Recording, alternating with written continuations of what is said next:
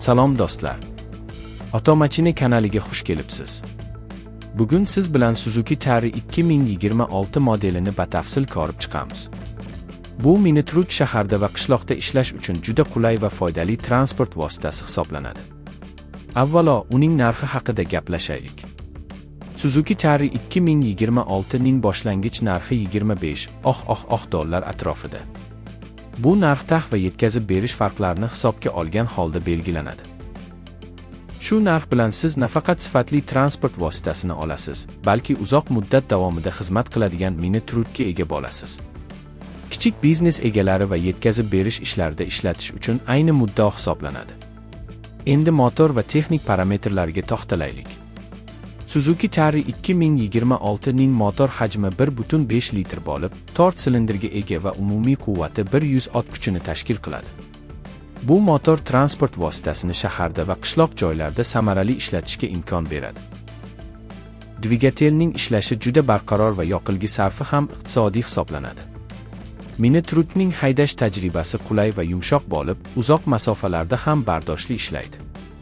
Yoqilg'i sarfi haqida gapiradigan bo'lsak, Suzuki Tari 2026 o'rtacha 4 kilometrga litrga yoqilg'i sarflaydi. Bu degani uzoq masofalarda ham transportning iqtisodiyligi saqlanadi va xarajatlar minimal bo'ladi. Shu sababli bu model nafaqat shaharda ishlash, balki uzoq yetkazib berish ishlarida ham ideal hisoblanadi. Keling, yuk ko'tarish qobiliyatiga e'tibor qarataylik.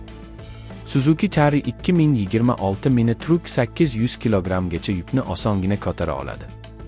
Bu imkoniyat kichik bizneslar, oziq-ovqat yetkazib berish, qurilish materiallarini tashish yoki boshqa turdagi transport ishlarida juda qulaydir. Yuk ko'tarish qobiliyati bilan birga mini trukning barqarorligi ham yuqori, shuning uchun transport xavfsizligi ham ta'minlangan. Ichki va tashqi dizayn haqida so'zlaylik. Ichki dizayni qulay va ergonomik tarzda ishlab chiqilgan, o'rindiqlar va haydovchi o'rnidagi tartib mukammal hisoblanadi. Ichki dizaynda katta yuk joyimi. Do'stlar, Suzuki Tari 2026 mini trukki kichik biznes egalari uchun juda qulay. U oson boshqariladi, yoqilg'i sarfi iqtisodiy, yuk ko'tarish qobiliyati yuqori va ichki dizayni ham funksional. Transport vositasi uzoq muddat xizmat qiladi va texnik jihatdan bardoshli.